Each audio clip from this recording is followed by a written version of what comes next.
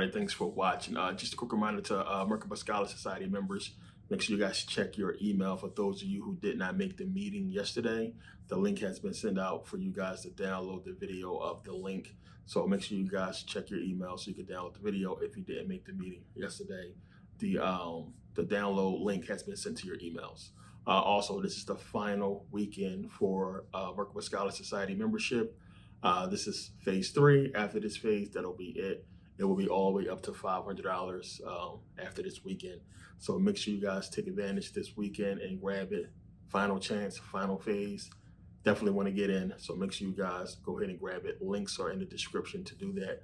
Also, as well, for the consultations, this will be the only month. As I said, I have a free month. So this will be the only month that I'll be free to do the consultations for those of you who booked and I've talked to already and met with. Awesome, I appreciate it. Been good talking to a lot of you guys. So for anybody who wants consultations, again, make sure you guys go ahead and book, because once the month is booked up, that'll be it. This will be the only month that I'll do it. As I said, I have some free time for this month. Planning out a lot of things, got a lot of work to do. So I have some times in between to do some consultations for the people who have inquired about them. So it's been good, going well so far. So make sure you guys, if you want to do a consultation before the month is out, make sure you guys go ahead and book. The link is in the description to do that. So getting into these rundowns. So we've been doing a whole bunch of videos. We're posting a lot. A lot of the segments that I'm taking out of these videos and putting out here are very important. They're going to go a long way towards information coming up. And again, there'll be part 2s, and I'll be ending off a lot of these series. So this is why I'm doing the rundowns, to get you guys familiar with that information. So most of these series will be ending off, and then some of these will have part 2s and 3s, and will continue, just like the Biblical Bible series, which is coming up. Also, the Gnostic video will be releasing this weekend, so look out for that. It probably should be out tomorrow, tonight or tomorrow. So you guys will see that coming as well. So stay tuned, check your emails. Links are in the description for everything, for the membership, for consultations and everything. So make sure you guys are taking advantage of that. But we're going to get into this next rundown video. It's really important to get into Greek history. We got a lot more coming up with the Greeks, a lot more information on that pertaining to what's been happening recently, actually. So we're going to get into this rundown, get into this video. I don't want to make this too long. I appreciate everybody who's been supporting and everybody who's been appreciating these videos. Getting a lot of comments, a lot of messages about them. But this is important, meticulous information that I picked out specifically for specific reasons that you'll see later on. So important stuff, good videos. If you've seen the entire video, you understand what I'm talking about. But these specific videos and this information I picked is important. So as you guys can see how deep the information is going, as I said, the more deeper videos, of course, are in the DVD, the digital downloads, of course. And I wish I could put the entire videos on YouTube, but of course they will take them down. There's still a lot of videos and information I have on, what was happening with the corona and everything like that. So I can't really put that stuff on YouTube because, you know why. But let's get into this next rundown video. Hopefully you guys enjoy it. Again, take advantage of these cells while they're still available. And yeah, let's get into this video. So we know the ancient Egyptians taught math, they taught science, they taught about astrology, they taught a lot of things to these people who came in to learn. Now, it was a lot of stuff that you can learn, a lot of stuff that you can have hands-on training with, as far as the ancient Egyptians teaching about, crops and how to basically agriculture, everything like that. They taught everything. The difference was, the mystery school. In order for you to get accepted into the ancient Egyptian the mystery schools, you had to pass a series of tests. There was an initiation process. And the process was even tougher for anybody that wanted to become what the Egyptians call a hem netcher or a hemet netcher, which means a male or female priest. In order to get that deep into the mystery schools, there was a process, and this is where the basis of basically meditation, yoga, chakra work, all this stuff comes from the knowledge and understanding of the healing process of Sikkim. Now, it says here, Egypt was then the cultural center of the world where everyone sought wisdom and learning, and scholars came far and wide to study in the temples. However, few made it through the arduous process of initiation into the priesthood. Some did succeed and took their teachings back to their homelands, where they taught others the sacred art of healing, of mysticism. Over the years, the teachings changed as the teachers developed and grew with their philosophy until each system had its own distinctive feel and energy.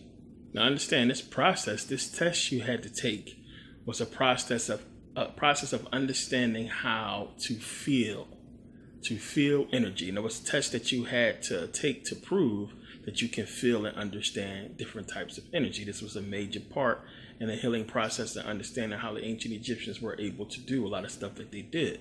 Now, one of the reasons why, of course, that the Europeans couldn't pass this process is because the calcified pineal gland. We also understand that having a lack of melanin played a role in you not being able to understand and pass this part of the initiation process and feeling energy and everything like that. So we know that, you had Thales, you had Plato, Aristotle, Socrates, Pythagoras. We had a few ancient Greeks that were allowed to study in the ancient Egyptian mystery schools. And a lot of people say, well, they were Greeks. That's another thing you got to understand. A lot of these first, because there is not a long list, and it's something you really got to think about. Remember, we are living in a society that is controlled by the conquerors, not the conquered. So they are telling a false history, and it's up to us to be researchers and go out and to put forward what makes the most sense. And this is clearly one of the things that they hide. The thing is, there are so many reports and depictions that the first Greeks that were initiated into the mystery schools were black or indeed mixed race, mixed black and mixed Greek, or mixed with something else, which is one of the reasons why they were able to pass the initiation process of the Sikkim and prove they were able to feel energy because they were melanated. And this is one of the things that is talked about in the book Black Athena, understanding that the original Greeks were black, of course, before Conquest. And it's something I'm going to talk about in the Sacred Science Volume 1 that's coming up. This is a long series that's going to be good. But we're going to get into a lot of this stuff. But we're black. A lot of people know this already. When you look at the depictions we see of Socrates, a lot of people argue a lot of his features were black. And we know, as I said, about Black Athena. And it's so much other things to point to this being so. The reason being, one, is there's only a small amount of Greeks that we could point to that actually made it into this part, the priesthood or the mystery schools of the ancient Egyptians. You would think it would be more. You would think it would have been a lot more information. And then also, you would think if they really got in there and got the knowledge that they need, it would be no need to conquer Kemet. So it's going to make a lot of sense in a second. But yeah, it says here, the origins of ancient Greek civilization. And it's commenting on the book by Barton Bernal. It says, Bernal rejects the theory that Greek civilization was founded by Indo-European settlers from Central Europe, which we know is bullshit. That theory, which Bernal calls the Aryan model, which it is, became generally accepted during the 19th century. Bernal defends instead what he calls the ancient model.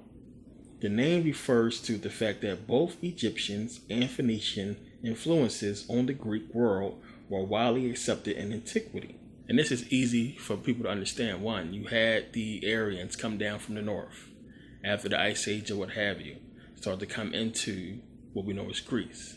And you had Phoenicians there.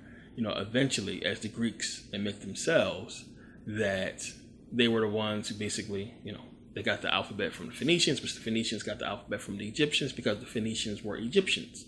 A lot of people get confused with the names. These are lazy black people, the Egyptians, Africans, whatever you want to call them.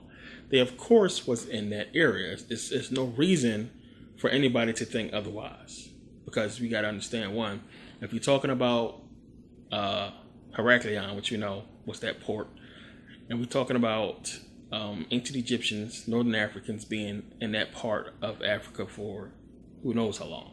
Of course, they would have, went north.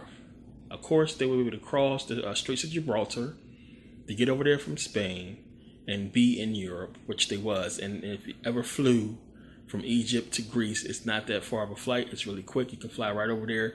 Sailing, you can see how quick it would be to sail right across that area. It wouldn't take that long at all. on a boat. I flew back and forth between the two a few times. It wouldn't take them that long at all. But of course, they was in the area.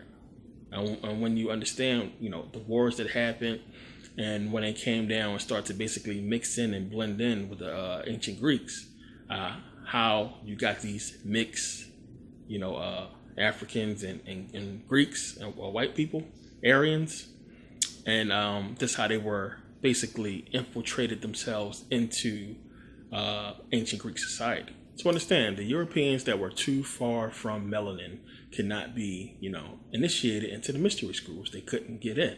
They couldn't pass the initiation. They couldn't pass the process. So eventually we know the Aryans, what they would have been called at this point, would go and mix in with every melanated civilization across the planet. And it's something you got to think of, connect the dots. You're in Kemet. You cannot get this information. You can't get into the deeper parts of the mystery school. So you remember that, well, wait a minute, these other races of people, these other groups of Africans, these other people who came into Kemet to learn, well, they got initiated. They got in. Let's go to these people and see if we can get in, which they couldn't get in as well. The mystery schools, even still, they taught what they taught, but it's not 100% clear exactly what the ancient Egyptians taught them or how much they taught them. But we can see from the structures and, what they have in these civilizations, like, in China and down in South America, it's amazing information that they must have learned from the ancient Egyptians. So they went to basically try to learn from them. They couldn't get in. They mixed in with everybody.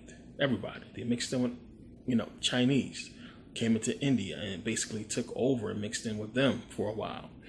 And we understand the whole concept. I talked about this in a Buddhism series about what happened once the Aryans came in and how they basically claimed they created Hinduism, Buddhism, or what have you. And a lot of this was going on. So we have to look at this. And again, you have to understand, go look around the world. We see during this time, we see melanated civilizations showing us the same type of knowledge and information that we see in ancient Kemet. And we see that there is a comparison of the knowledge all around the world as it is in ancient Kemet. And we know that these people came in to study and were taught by the ancient Egyptians, which everybody talks about. But then you see nothing from white folks until the fall of Kemet. Something to think about and piece this together. You also have to understand them not being where they need to be at physically. They couldn't really understand spirituality. They couldn't really understand what the ancient Egyptians was talking about or why certain things was even important.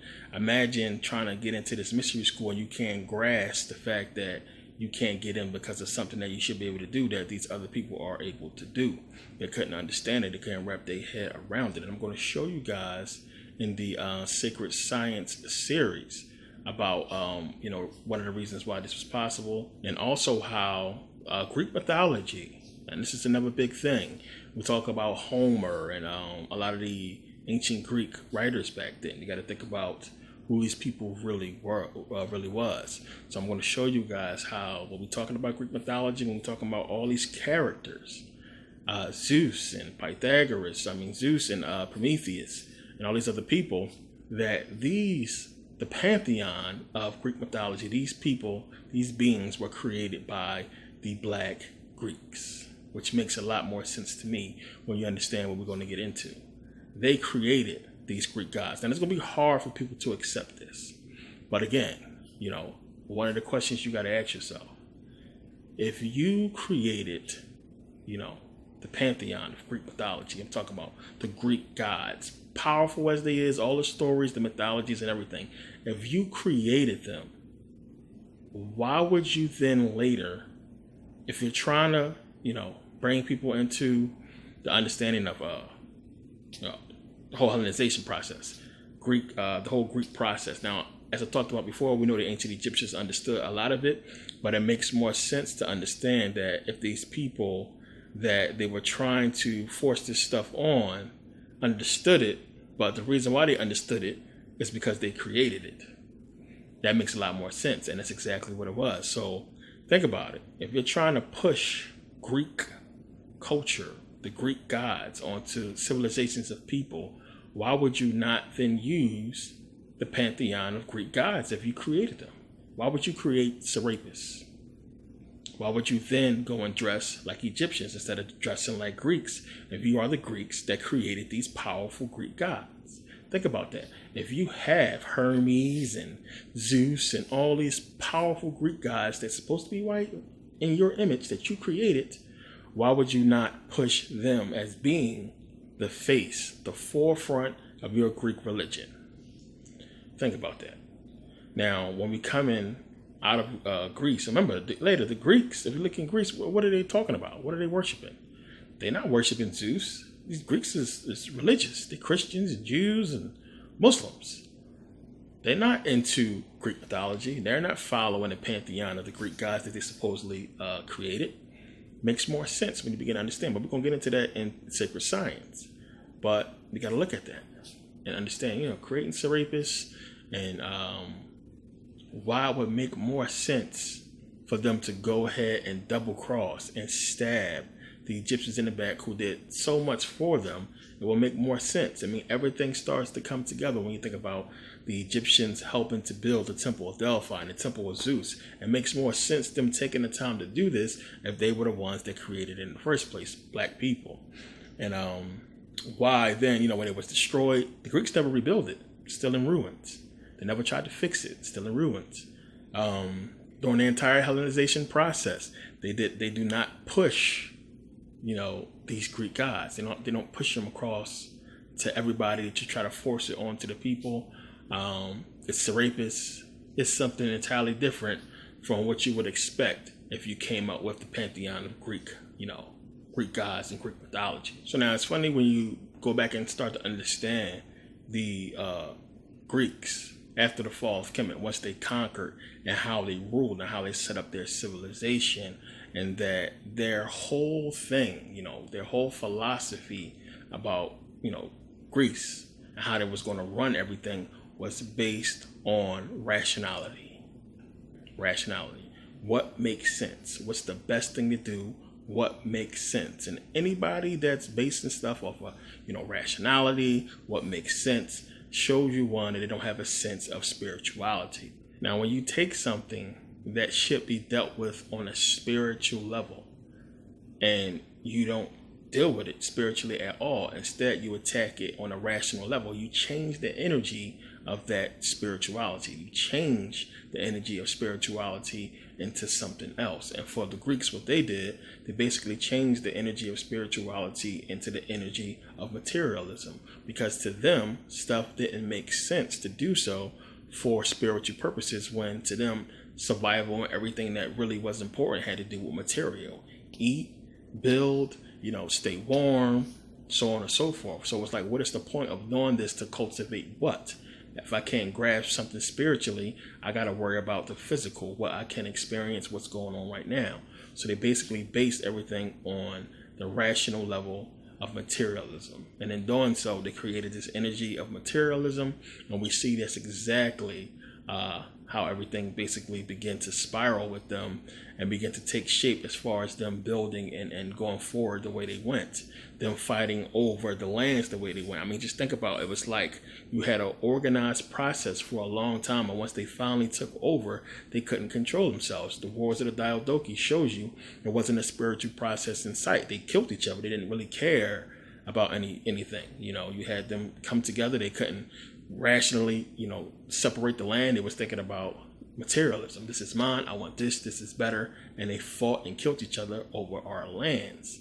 So within their own frequency and atmosphere, they created this energy of materialism and began to basically conquer North Africa and the lands that was, formerly the ancient Egyptian empire. But now I'm going to read from Dark Light Consciousness about this particular point. And this is saying here, over the centuries, as our ancestral tribes migrated and crisscrossed the earth, interacting with local climate and ecology, the pineal gland has undergone varying forms of influence. In the northern climates of Europe, the pineal gland experienced some degree of calcification.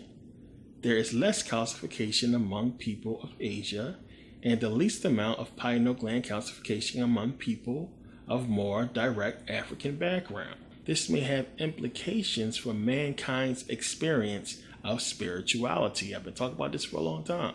Some researchers speculate that there is an association with pineal gland calcification and humankind's gradual descent into the world of both materialism and materialist philosophy. This is suggested because the pineal gland is universally associated from Descartes to Kemet with the capacity to subtly see the literal and spiritual light within us.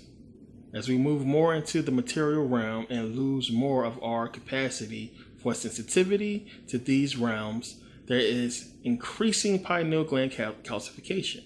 So the more material you are, the more your pineal gland calcifies because you're not spiritual. We are now at the point in our collective history where we are so deeply embedded in materialism that large numbers of us even doubt the existence of a spiritual reality itself, let alone the connection between the pineal gland and the capacity to see within. The present materialist world order is an abject rejection of every traditional and spiritual institution from the peoples of Africa, India, Europe, the Middle East, and Mesoamerica. Our age is currently the most materialistic of any in the memory of the world, which I agree. We calculate the timeless orbit of the stars, yet fail to see the eternal cycle within our own souls. And this is exactly what I have come to suspect, and you have as well. It's a lack of empathy, something that we all talk about. How can you do the things that we have seen these people do across the planet for centuries? Enslave people, starve children to death. You know, the things we've seen with 9/11, blowing up children in foreign countries and bringing buildings down on these people. It's a lack of empathy. It's clearly there. And there is a true love of materialism that we see with the Europeans. I mean, just look at everything that we've been seeing. I mean, look at the system they created. It's designed and created, to be basically, servant to money. Material, gold. If you got this material thing, you can be at a certain level. Everything that we are following has to do with materialistic stuff. It's very little spirituality, and they created a whole spiritual situation with religion that's really, it's really designed to basically make you want more material. I mean, it's giving you problems. It's causing conflict within yourself. But we look at how materialistic this stuff is. If you ever watch, I always talk about Mecum, the car auction, how these people can watch people starve to death in the street, kids starving to death, but go and bid, $1 million on the car that they're not really going to drive. We see this all the time. It's materialism. Everything is based off of it. How these people can basically, if you ever watch the show American Pickers, I talked about, these people be having, very expensive, rare cars and bikes and a lot of items that they don't want to part with, at all. They don't want to let it go. Dude come in there and be offering them all kinds of crazy money. I don't want to sell. It is more love in the material than it is, for the person. We see that how they are with animals because it's something that they can control. They love dogs more than they love humans. They love animals more than they love humans. They'll let a human, they'll march up and down the street for animal rights, right next to a bunch of homeless people that are starving to death on the street. So how was you putting so much time and effort and organization into, animals than human people that you can help and put back on their feet quickly? But they don't do it. There's more love for the animal because it's something that they can control and possess. Plain and simple. We see that with materialism and everything. Everything that they do. It's a materialistic, world that they live in, and everything is based off of that. And it just seems to be more important than true spirituality. And we see that itself. To put the value, so much value in materialistic things, and to base a society off of material rather than spirituality is something, that you gotta not have any feeling for in order to do so. That's why I talked about before how we see black people in church getting the Holy Spirit, so-called Holy Ghost, and getting real spiritual. The same stuff you see in Voodoo. We never seen Europeans do this. Never seen white folks do this. We never see them get that emotional, that feeling when it has to do with spirituality as it pertains to, energy, religion, anything. That spirituality is not there.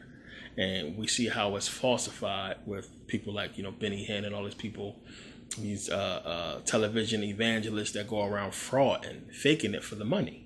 Because that's basically what it's about. Everything that they do, the reason why they are in the position they are in and structured the way they are, because they put more energy into the material than spirituality. We are way more rational and more understanding because we're like, it's not that serious. I'm not going to pay all this money for no car. I'm not going to pay all this money for that. And it's what they're changing within us, as you can see with hip hop culture. But it's deep when you really start to think about it. It makes a lot of sense when he's talking about the calcification of the pineal gland and how it directly has to do with the lack of empathy and you wanting more material and being more caught up in a materialistic realm. Now, again, I know it's a lot of people who don't like to talk about melanin and don't get caught up in that whole conversation. A lot of people think we just make too much of it. They don't understand the importance of it. So, as I showed before with Dr. Carl Marat talking about chagas, I want you to watch this clip and understand how important it is. In fact, there's somebody even studying that and wondering whether energy is directly absorbed from the melanin in your skin and transformed into energy in your body. Okay? And they even think about could in the future, and they're developing this now, they're taking melanin and making batteries out of them that store energy from the sunlight directly. It might in fact become a future source of how we're going to generate energy. Now, let's get back with that little bit of physics background. Let's talk about melanin inside chaga and melanin inside the body. So it absorbs thousands of times more electromagnetic radiation actually than chlorophyll does. And chlorophyll is what we need to make proteins and sugars, especially sugars in the body. It exists in many other tissues, as I mentioned. It's actually a very important molecule in any woman who's having a baby because the fetus has all this melanin in it, as I'll show you. Okay? And it's thought to be, by some people, a master molecule that actually steers how the body communicates. For example, Frank Barr, a scientist, wrote a whole article, a whole issue of a journal called Medical Hypothesis saying, melanin is such a special molecule and it's found in the babies.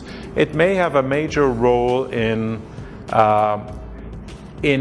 steering things in the body, in the whole regulatory system. Melanin's role in embryological organization, that's in the baby's organization, and tissue repair and tissue regeneration may be connected to the major role that it plays to balance the body, that's called homeostasis, in the autonomic, neuroendocrine, and immunological system. So in other words, melanin may play a much bigger role than just absorbing all this radiation, and when you get it into your body, it actually has a major effect on your immune system. Here's a picture of a baby at 35 days of pregnancy, and this is the eye of an embryo inside a mother. It's a very tiny little thing. Notice that the eye is pure melanin.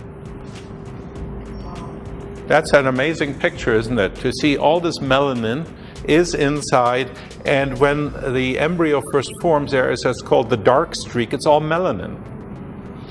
Okay, here's an example of a plant. It's an eggplant that has melanin in it and a genetically changed one that is no melanin in it. Notice the size of the two difference. I mean, this is an indirect indication that melanin, directly can transduce energy in the vegetable kingdom.